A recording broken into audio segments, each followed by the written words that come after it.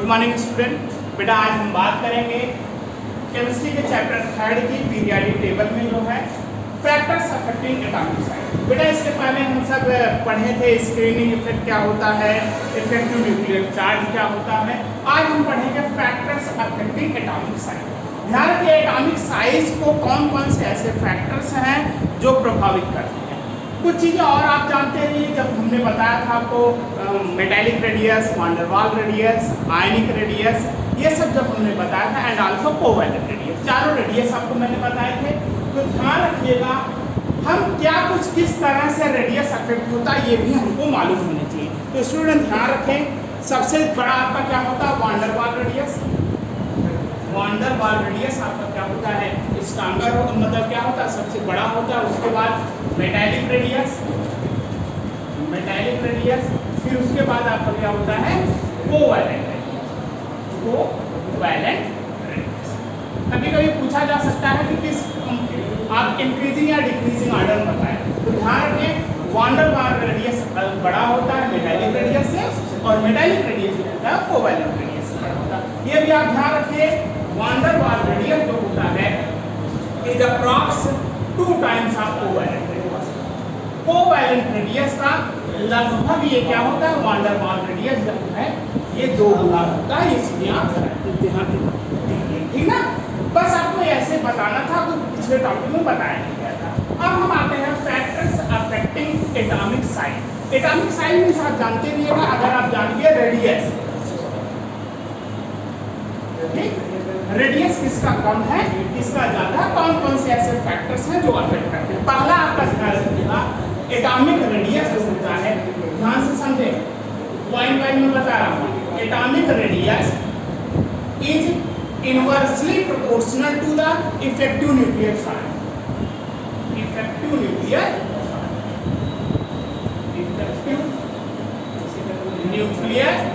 Charge, effective nuclear charge के inversely proportional होता है। बेटा पिछले वीडियो मैंने बता दिया है इफेक्टिव न्यूक्लियर चार्ज क्या होता है। जैसे हम कुछ आपके एलिमेंट ले लें, lithium, beryllium, boron, carbon, nitrogen, oxygen, fluorine, ऐसे ले लें। पिछले वीडियो मैंने बताया था कि किस बेसिस पे स्लैटर्स रूल हमने आपको बताया था, याद होगा। स्लैटर्स रूल बताया था, मैंने कैलकुलेट करना बताया था इफेक्टिव न्यूक्लियर चार्ज कैसे कैलकुलेट होते हैं। तो ध्यान रहे स्टूडेंट, अगर आप कैलकुलेट करेंगे तो लिथियम का इफेक्टिव न्यूक्लियर चार्ज आता है 1.30, बेरिलियम का अगर आप कैलकुलेट करेंगे आएगा 1.95, बोरान का आपका आता है 2.6, कार्बन का 3.25, नाइट्रोजन का आएगा 3.90, ऑक्सीजन का 4.55 और क्लोरीन का आता है 5.20। आप कैलकुलेट करके सिंपली देख लीजिएगा। तो हमने क्या कहा atomic radius is inversely proportional to the effective nuclear charge. जितना इफेक्टिव न्यूक्लियर चार्ज अधिक होगा उतना ही एटॉमिक रेडियस कम होगा। ऐसे भी कह सकते हैं इफेक्टिव न्यूक्लियर चार्ज जितना कम होगा एटॉमिक रेडियस उतना ही अधिक है। सबसे कम इफेक्टिव न्यूक्लियर चार्ज किसका है लिथियम का, उसके बाद बेरिलियम का, फिर बोरान का, कार्बन, नाइट्रोजन, ऑक्सीजन, फ्लोरीन। तो किस क्रम में है कहने मतलब लिथियम का एटॉमिक रेडियस सबसे अधिक होगा। क्यों? क्योंकि उसका इफेक्टिव न्यूक्लियर चार्ज सबसे कम है। इसी क्रम होगा लिथियम का सबसे अधिक, फिर beryllium, boron, carbon, nitrogen, oxygen, fluorine. तो ध्यान रखिए अगर एटॉमिक रेडियस आपने जान लिया मतलब वही क्या होगी एटॉमिक साइज।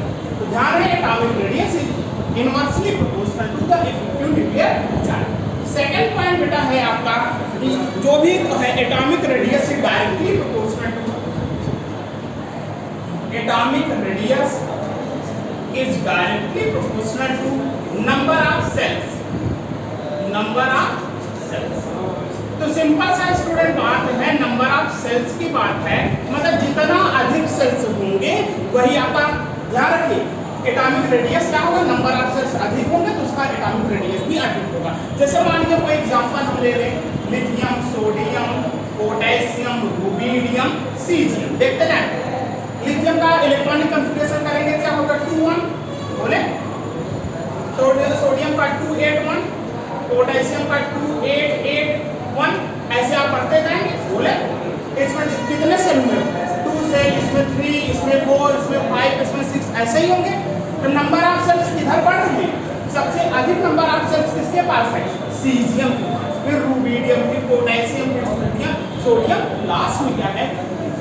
कहने का मतलब क्या है? अगर ऐसे हैं तो जिसके पास नंबर ऑफ सेल्स अधिक होंगे एटॉमिक रेडियस उसका सबसे अधिक हो, ध्यान रखिए। थर्ड पॉइंट बेटा आपका है, अब ये डिपेंडेंसी में बता रहा हूं। थर्ड पॉइंट आपका है atomic radius is inversely proportional to, atomic radius is inversely proportional to the magnitude of positive charge. क्या है? Magnitude of positive charge. ये ध्यान रखिएगा, जितना पॉजिटिव चार्ज का मैग्नीट्यूड होगा अधिक, जितना होगा एटॉमिक रेडियस उतना कम, या ऐसे कह सकते हैं मैग्नीट्यूड ऑफ पॉजिटिव चार्ज जितना कम होगा एटॉमिक रेडियस उतना ही आपका क्या हो जाएगा। देखिए जैसे मान लीजिए कोई आपने एलिमेंट ले लिया मैग्नीज Mn, फिर उसके बाद आपने ले लिया Mn2+, फिर आपका क्या होगा Mn3। तो बेटा किस पर चार्ज कम है बताएं? चार्ज सबसे कम किस पर है? Mn पे कोई चार्ज नहीं है। जिसपे मैग्नीट्यूड ऑफ पॉजिटिव चार्ज कम होगा उसका एटॉमिक रेडियस सबसे अधिक है। सबसे कम मैग्नीज का है जिसका एटॉमिक रेडियस सबसे अधिक है। उसके बाद Mn2+ का, फिर Mn। सिंपल सी बात है, पॉजिटिव चार्ज जिस पे कम होगा एटॉमिक रेडियस उसका सबसे अधिक होगा। ये 3 पॉइंट है बेटा। आगे हम तो अगले पॉइंट की तरफ बढ़ते हैं। ये तीनों पॉइंट नोट कर लीजिएगा। फोर्थ पॉइंट आपका है, पॉइंट वाइज हम सीखते हैं, आपको पॉइंट याद होने चाहिए, ध्यान रखिएगा, तभी आप एटॉमिक साइज को बता पाएंगे किस वे में एटॉमिक साइज आपका डिक्रीज या इंक्रीज करती है, ध्यान रखिएगा। अगला पॉइंट आपका है, फोर्थ पॉइंट है atomic size. Atomic size is, अब तक क्या था? Directly inversely proportional to magnitude of charge था, लेकिन अब क्या होगा? Directly proportional to the magnitude of negative charge. अब तक क्या था? Inversely proportional to magnitude of positive charge, लेकिन क्या होगा? Directly proportional to the magnitude of negative charge. कहने का मतलब जितना ज्यादा नेगेटिव चार्ज होगा उतना ही ज्यादा एटॉमिक साइज होगी। देखिए कोई एग्जांपल ले लीजिए, जैसे मान लीजिए ऑक्सीजन ले लिए, फिर आप क्या हो जाए O- ले लें, O2- ले लें। देखिए पॉजिटिव के केस में क्या होगा? जितना कम पॉजिटिव चार्ज होगा उतना अधिक एटॉमिक साइज होगा, लेकिन नेगेटिव के केस में जितना अधिक नेगेटिव होगा उतना ही अधिक क्या होगा? Atomic size. मतलब इसके केस में सबसे ज्यादा नेगेटिव ये है, एटॉमिक साइज इसकी अधिक होगी, फिर O- की सबसे कम क्या होगी? O की, मतलब न्यूट्रल। ये ध्यान रखिएगा। अगली बात हम फिफ्थ पॉइंट पे आते हैं बेटा, तो एटॉमिक साइज या एटॉमिक रेडियस कह लीजिए इज, एटॉमिक साइज का हो, एटॉमिक रेडियस जो भी कहें, atomic radius is inversely proportional to the bond order. देखिए बेटा बॉन्ड ऑर्डर जो होते हैं कई तरह से होते हैं, कहीं मोनो एटॉमिक में होता है, पॉली एटॉमिक में भी देखा जाता है। तो बॉन्ड ऑर्डर आप अगले क्लास में 12th में पढ़ेंगे, जो थोड़ा क्लिष्ट बॉन्ड ऑर्डर है। बस आपके जो चैप्टर हैं वो मैं बताता चलूँ। अगर किसी भी एटम के बीच सिंगल बॉन्ड, अगर एक जैसे मान लीजिए कोई भी आपने कंपाउंड ले लिया, जैसे मान लीजिए नाइट्रोजन एसिड, ये देखें ये सिंगल बॉन्ड है। अगर आपने ऐसे ले लिया, देखें यन डबल बॉन्ड या यन ट्रिपल बॉन्ड, ठीक है। ये देख रहे नहीं, कहने का मतलब ध्यान रखिएगा आपका, इन्होंने क्या कहा है? ये इसका बॉन्ड ऑर्डर कितना हुआ? बॉन्ड ऑर्डर 1 हो गया, इसका बॉन्ड ऑर्डर कितना हो गया? 2 हो गया, और इसका बॉन्ड ऑर्डर कितना हो गया? 3 हो गया। कहने का मतलब जितने ये देखिए सिंगल बॉन्ड है तो देखिए मैक्सिमम देखिए यहाँ पे सिंगल बॉन्ड यन और यन के बीच था, इसका बॉन्ड ऑर्डर 1, यहाँ यन और यन के बीच डबल बॉन्ड था, बॉन्ड ऑर्डर 2, यहाँ यन और यन के बीच ट्रिपल बॉन्ड था तो बॉन्ड ऑर्डर। इन्होंने क्या कहा? Atomic radius is inversely proportional to bond order. जिसका बॉन्ड ऑर्डर कम होगा उसका एटॉमिक रेडियस सबसे अधिक होगा। तो बताएं एटॉमिक रेडियस बॉन्ड ऑर्डर किसका सबसे कम है? इसका सबसे अधिक आपका एटॉमिक रेडियस इसका सिंगल बॉन्ड वाले का बॉन्ड आपका एटॉमिक रेडियस सबसे अधिक होगा, फिर डबल बॉन्ड का, फिर आपका ट्रिपल बॉन्ड का। ये ध्यान रखिए। आगे हम बढ़ते हैं बेटा, ध्यान रखिए ये फैक्टर्स थे जो अफेक्ट करते थे एटॉमिक साइज को। ये ध्यान रखिएगा, ठीक है बेटा। अब आगे हम देखें तो ये सब फैक्टर्स थे। अगला हम देखें periodic verification of atomic size, ठीक है। अगला पॉइंट अगर हम इसी पॉइंट देखते जाएं तो मैं इसे आपको और आगे बताता चलूं, ये फैक्टर्स ध्यान रखिएगा। आगे और पॉइंट पे अगर चले तो ध्यान रखें कि आपका periodic verification of atomic size या periodic variation of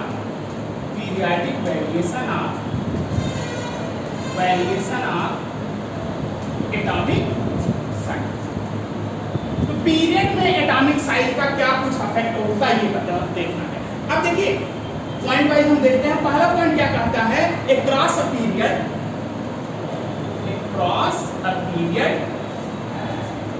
it decreases. It मतलब क्या, एटॉमिक साइज इट डिक्रीजेज।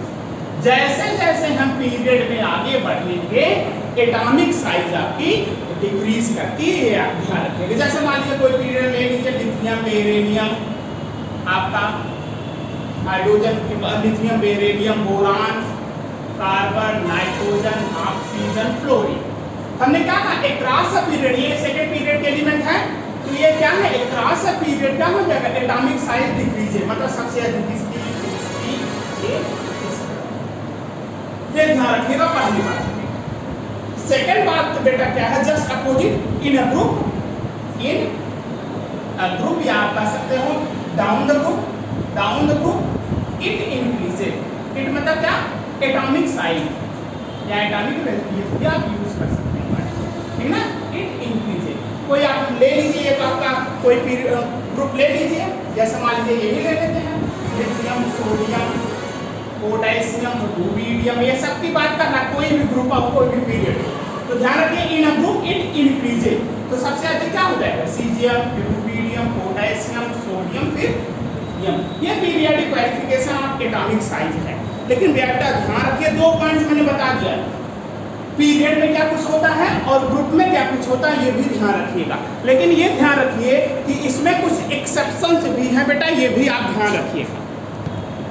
तो बेटा ध्यान रखिए, periodic variation of atomic size मैंने बताया, across a period, across a group की बात है, ठीक ना।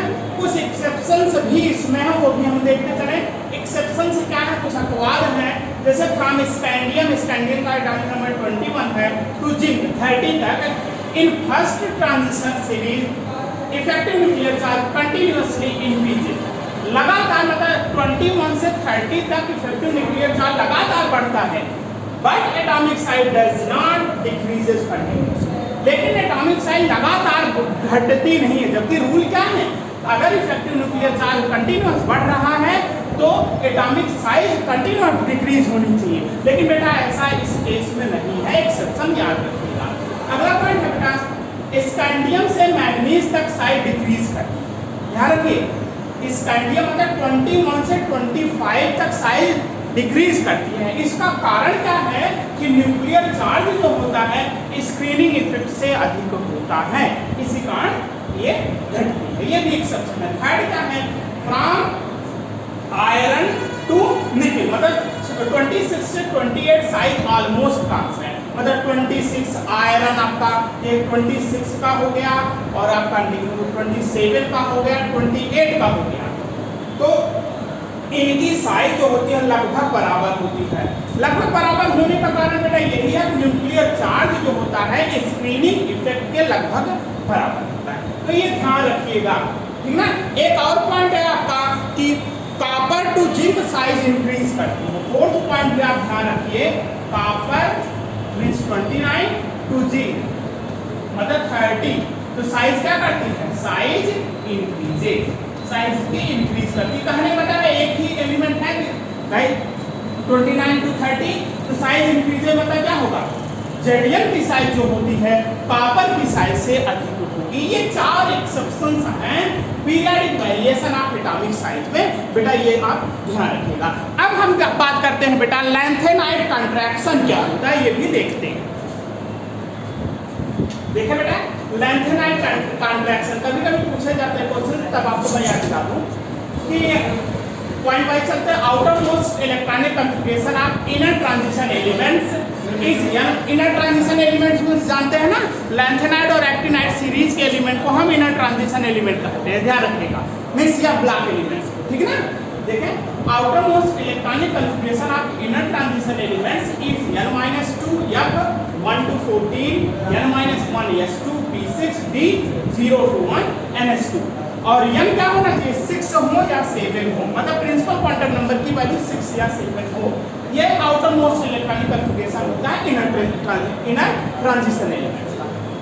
इलेक्ट्रॉन्स इंटर्स इन n-2 ऑर्बिटल, ध्यान रखें इलेक्ट्रॉन जो होते हैं n-2 ऑर्बिटल में ही इंटर करेंगे।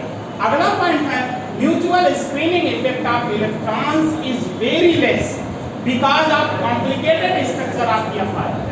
यह ऑर्बिटल का बड़ा कॉम्प्लिकेटेड स्ट्रक्चर होने के कारण mutual screening effect of electron क्या होता है, बहुत ही कम होता है। स्क्रीनिंग इफेक्ट बेटा कल बताए थे हम, वो क्या होता है, कम होता है। क्यों कम होता है, क्योंकि कॉम्प्लिकेटेड स्ट्रक्चर होता है यह ऑर्बिटल का।